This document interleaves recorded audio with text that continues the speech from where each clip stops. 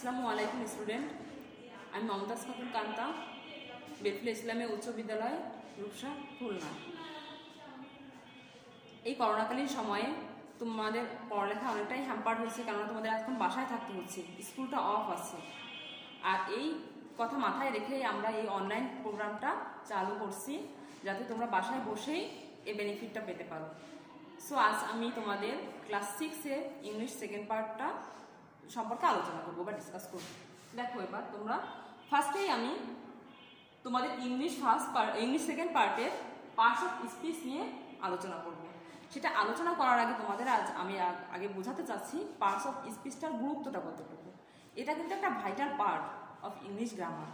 English গ্রামারে একটা vital part হচ্ছে পার্টস অফ স্পিচ, যেটা ছাড়া তোমরা কেন যে কোনো স্টুডেন্ট ইংলিশটা কিন্তু ভালোভাবে আয়ত্ত করতে পারবে না বা সেটা স্কিল হতে পারবে না। কেননা বাক্যের প্রত্যেকটা ওয়ার্ড কিন্তু একটা বাক্য সেন্টেন্সের প্রত্যেকটা ওয়ার্ডে একটা পার্টস অফ স্পিচ, এবং সেই পার্ট অফ স্পিচগুলো ছাড়া তোমরা সেটা সব না জানতে পারলে বা সেটা যদি না বুঝতে পারো, তাহলে তোমরা ইংলিশটা শুধু মুখস্থই করতে পারবা কিন্তু বুঝতে পারবা না। সো তোমাদের এইটা একটু ভালো করে বুঝতে হবে, আর বোঝার জন্যই আমি আজকে তোমাদের এই বিষয়টা নিয়ে আলোচনা করছি, যাতে তোমরা সহজে এই বিষয়টা বুঝতে পারো। এখন তোমরা দেখো পার্টস অফ স্পিচটা কি। What is parts of speech? Parts of স্পিচটা আমরা সোজা বাংলায় বা সহজ ভাষায় যদি আমরা বলতে চাই, তাহলে এটা হলো যে ওয়ার্ডস বা শব্দগুলি দ্বারা বাক্য গঠিত হয়, সেই শব্দগুলোকে ইংরেজিতে পার্টস অফ স্পিচ বলে। যে শব্দগুলি দ্বারা বাক্য গঠিত হয় সেই শব্দগুলিকে বা ওয়ার্ডসগুলোকে ইংরেজিতে পার্টস অফ স্পিচ বলে। যেমন আমরা বলি করিম ইজ এ গুড স্টুডেন্ট, করিম একজন ভালো ছাত্র। এখানে দেখো প্রত্যেকটা পার্ট, এই যে একটা ওয়ার্ড, এই একটা ওয়ার্ড, এই একটা ওয়ার্ড, এটা একটা ওয়ার্ড, প্রত্যেকটা ওয়ার্ড কিন্তু একটা পার্টস অফ স্পিচ। প্রত্যেকটা ওয়ার্ড একটা পার্টস অফ স্পিচ, কিন্তু সেটা আমরা বুঝবো পরে। এটা এখন আমরা বুঝতেছি এই প্রত্যেকটা ওয়ার্ড মিলে কিন্তু একটা সেন্টেন্স গঠিত হয়েছে, কিন্তু এখন আমরা বুঝতে পারবো না যে কোনটা কোন পার্টস অফ স্পিচ। যখন আমরা এটা সম্পর্কে এই পার্টসগুলো সম্পর্কে আলোচনা করবো বা আমি তোমাদের বুঝাবো, তারপর তোমরা কিন্তু এটা বলতে পারবা যে এটা কোনটা কোন পার্টস অফ স্পিচ বা কোন ওয়ার্ডটা কোন parts of speech. Now start. There are 8 parts of speech in English. ইংলিশে পার্টস অফ স্পিচ 8 প্রকার। সেই 8 প্রকারটা কি কি দেখো।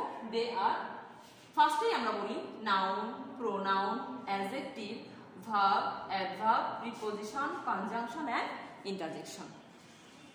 দেখো এখানে নাউন অর্থ কি, আগে আমরা বাংলা অর্থটা বুঝি। নাউন অর্থ বিশেষ্য, প্রোনাউন অর্থ সর্বনাম, অ্যাডজেক্টিভ বিশেষণ, ভার্ব ক্রিয়া, অ্যাডভার্ব ক্রিয়া বিশেষণ, প্রিপজিশন পদান্বয়ী অব্যয়, কনজাংশন সংযোজন, ইন্টারজেকশন হচ্ছে বিস্ময় সূচক। এখন আমরা খেয়াল করি নাউনটা কি। যে কোনো নেমিং ওয়ার্ড হচ্ছে নাউন। যে কোনো নেমিং ওয়ার্ড নাউন। সেটা name of countries, name of সিটিজ, name of fruits, flowers, name of institutions, সমস্ত কিছু, যেমন জাতি, শ্রেণী, স্থান, কাল, সময়, সমস্ত কিছু মিলে কিন্তু নাউন বা নেমিং ওয়ার্ড। যেমন আমি দেখো তোমাদের এখানে একটা এক্সাম্পল দিচ্ছি, students noun, tree, temple, day, book, etcetera. এই সবগুলোই কিন্তু একটা নাউন। তার মানে এখন আমরা ইজিলি বুঝলাম যে কোনো নেমিং ওয়ার্ড দেখলেই আমরা সেটাকে বুঝবো এটা কি, এটা হচ্ছে নাউন। নাও এখন আমরা আসছি প্রোনাউন। দেখো তো তারপর একটা নাউন আছে কিনা এখানে লেখা, মানে এটার সাথে এটার একটা কিন্তু সম্পর্ক বা রিলেশন আছে। এখন দেখো তোমরা প্রোনাউন, এ হচ্ছে নাউন, হচ্ছে সে একজন বড় মেয়া, আর ইনি হচ্ছে ছোট মেয়া। তো বড় মেয়ার কাজ কি, সে হচ্ছে একটু তার দামটা একটু বেশি, সে কোনো জায়গায় একবার গেলে সেকেন্ড বার আর যেতে চায় না, সে বলে না আমি যেতে পারবো না, এবার তুমি যাও। সো এটা কি করে, এর রিপ্লেসমেন্ট হিসেবে সব সময় কি করে প্রোনাউনকে পাঠায়, যে আমি এখানে একবার গেছি, আমার যেতে ইচ্ছা করছে না, এবার তুমি যাও। সো এর নাউনের রিপ্লেসমেন্ট হিসেবে নাউনের প্লেসে যে বসে সে হচ্ছে pronoun. So I, we, you, he, she, they, etc, এই সবগুলো একটা প্রোনাউন। যেমন দেখো এখানে আমরা যদি বলি করিম গোস টু স্কুল এভরিডে, যদি আমরা বলি করিম গোস টু স্কুল এভরিডে, এখানে দেখো তো করিমটা কি একটা নাউন না, নেমিং ওয়ার্ড না, তাহলে এটা হচ্ছে নাউন। কিন্তু এইটাকে যদি আমরা করিম না এখানে হি দেই, তাহলে সেটা কি হয়ে গেল, এটা হয়ে গেল কিন্তু প্রোনাউন। আমি নামের পরিবর্তে বা নামের রিপ্লেসমেন্ট হিসেবে নামের প্লেসে যেটা বসবে সেটাই হচ্ছে প্রোনাউন।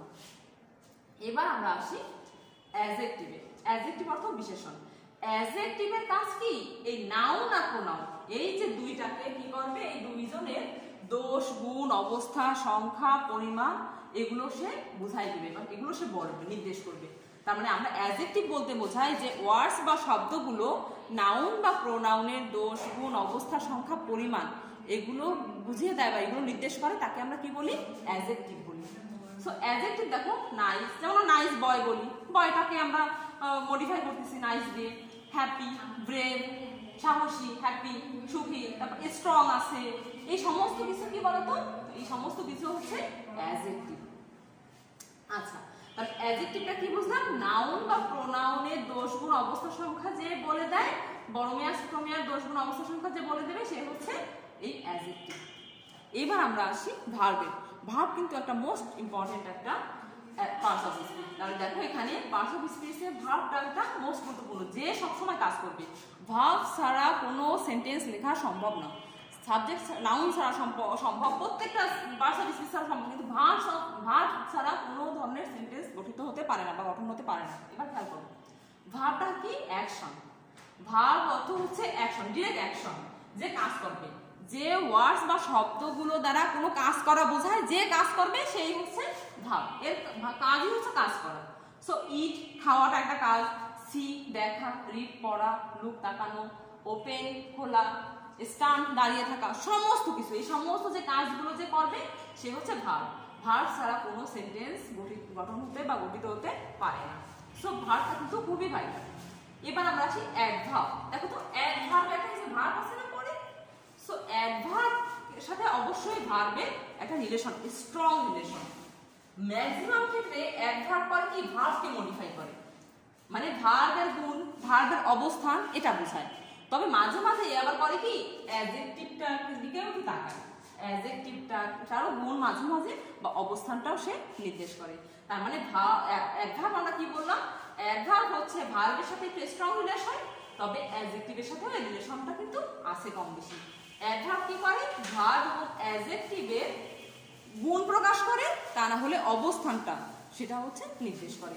অ্যাডভার্ব কি কি আছে দেখো, এই যে আফটার আছে, বিফোর, আফটার পরে, বিফোর পূর্বে, এগেইন আবার, মোর অধিক, নাও এখন, এই সমস্ত কিন্তু এক্সেট্রা এগুলো সব কিছু কিন্তু একটা অ্যাডভার্ব।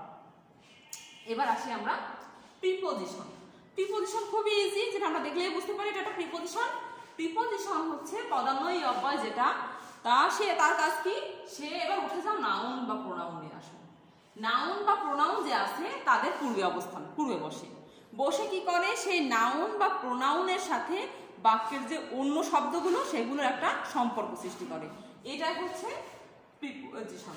প্রিপোজিশন কি করে? নাউন বা প্রোনাউনের পূর্বে বসে, যে ওয়ার্ড বা শব্দগুলো নাউন বা প্রোনাউনের পূর্বে বসে ওই নাউন বা প্রোনাউনের সাথে বাক্যের অন্য শব্দগুলো যে সম্পর্ক তৈরি করে তাকে আমরা কি বলি?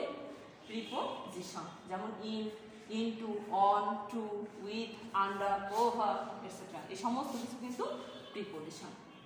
আসি কনজাংশনে। কনজাংশন হচ্ছে সংযোজক। কনজাংশনটা কি? সংযোজক, যে কি করে? যে দুইটা ওয়ার্ডের ভিতরেও সংযোগ স্থাপন করতে পারে অথবা দুইটা সেন্টেন্সের ভিতরেও সংযোগ তৈরি করতে পারে। তাহলে তার কাজ কি? দুইটা ওয়ার্ড অথবা দুইটা সেন্টেন্সের ভিতরে সংযোগ সৃষ্টি করা। যেমন এখানে আমরা দেখি, আমরা অনেক সময় লিখি না, রহিম এন্ড করিম। তাহলে দেখো এই যে রহিম আর করিম দুইটা নাউন বা দুইটা ওয়ার্ড, তাদের ভিতরে কি করছে? সম্পর্ক সৃষ্টি করছে। শুধু তাই নয়, দুইটা সেন্টেন্সের ভিতরেও কিন্তু শব্দ সৃষ্টি করে, সম্পর্ক সৃষ্টি করে। দুইটা দেখো, Kamal is a boy but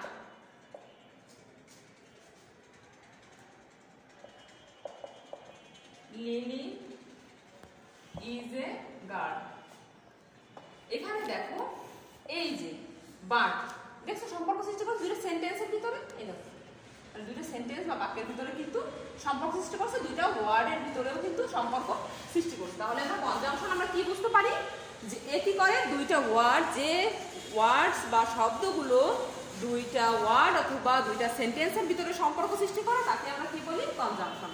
যেমন ইফ দিয়ে সেটা হতে পারে and, but, because, so, then etcetera, এই সমস্ত কিছু দিয়ে সে সম্পর্ক ইন্টারজেকশন। লাস্ট অফ অল ইন্টারজেকশনটা হচ্ছে বিস্ময়সূচক, আমরা দেখলেই বুঝবো বিস্ময়সূচক, একটা এক্সক্লামেশন একটা চিহ্ন থাকবে, এক্সক্লামেশন চিহ্নটা দেখলেই আমরা বুঝবো এটা হচ্ছে ইন্টারজেকশন। ইন্টারজেকশনের কাজ হচ্ছে কি, সে হচ্ছে যে কোনো দুঃখ, সুখ, লজ্জা, ঘৃণা, তারপর হচ্ছে বিস্ময়, এই সমস্ত কিছু প্রকাশ করে। সো কোনো সেন্টেন্স যদি তোমরা এরকম দেখো যে কোনো লজ্জা, ঘৃণা, দুঃখ, সুখ, এই সমস্ত কিছু যে প্রকাশ করবে বা বিস্ময় প্রকাশ করবে, সেটা হচ্ছে ইন্টারজেকশন। ইন্টারজেকশন হচ্ছে কি, আমরা বলি না ওয়েল ডান, বেশ করেছো, গুড বাই, বিদায়, হুররে, কি আনন্দ, অ্যালাস, হাই, বা দুঃখিত হলে আমরা বলি, এই সমস্ত কিছু কিন্তু একটা ইন্টারজেকশন। এবার আমরা দেখো, তোমরা প্রিয় লিসেনার্স, তোমরা খেয়াল করতেছো যে এই যে নাউন থেকে ইন্টারজেকশন পর্যন্ত আমি প্রত্যেকটাই বোঝানোর চেষ্টা করলাম, এবং এইগুলো তোমরা, আমি আশা করি এগুলো তোমরা বুঝতে পারছো, এবং এগুলো একটুখানি ভালো করে বাসায় দেখবা যদি তোমাদের কোনো রকম কোনো প্রবলেম না হয়। এবার আমরা আসি, দেখো এই যে প্রথম ফার্স্টে রেখে দিয়েছিলাম না যে এইটুকু আমি পরে দেখবো যে আমরা বুঝতে পারছি কিনা। এবার দেখো আমরা প্রত্যেকটা সম্পর্কে তো ডিটেলস আলোচনা করলাম। এবার দেখো কোনটা কি, নেমিং ওয়ার্ড, তার মানে এটা নাউন, ইজটা কি ভার্ব, এইটা কিন্তু একটা আর্টিকেল। আর্টিকেলও কিন্তু এক প্রকারের পার্টস অফ স্পিচ, যেটা যখন আমি ডিটেলসে সম্পর্কে আলোচনা করবো তখন আমি বলবো। এটাও আর্টিকেলটাও এক প্রকারের পার্টস অফ স্পিচের ভিতর পড়ে। গুড স্টুডেন্ট, স্টুডেন্ট কি নাউন, এটাকে মডিফাই করতেছে, সে কে, নাউনকে কে মডিফাই করে, অ্যাডজেক্টিভ, তাহলে এটা একটা অ্যাডজেক্টিভ। তাহলে দেখতে পাচ্ছি যে প্রত্যেকটা ওয়ার্ড কিন্তু এক একটা পার্টস অফ স্পিচ। তাহলে তোমরা, আমি আশা করি এটা তোমরা বুঝতে পারছো, এবং নেক্সট ক্লাসে যদি আমি সম্ভব হয় তাহলে আমি সমস্ত কিছু সম্পর্কে আরও একটু ডিটেলসে, বা নাউন কত প্রকার, বা নাউনের ডেফিনেশন দিয়ে, তারপর তার এক্সাম্পলগুলো দিয়ে, তার হচ্ছে ক্লাসিফিকেশনগুলো দিয়ে আমি আবার ডিটেলসে তোমাদের ক্লাস নেওয়ার চেষ্টা করব। সেই পর্যন্ত তোমরা ভালো থাকো, সুস্থ থাকো, স্টে হোম, স্টে সেফ। আসসালামু আলাইকুম, আল্লাহ হাফেজ।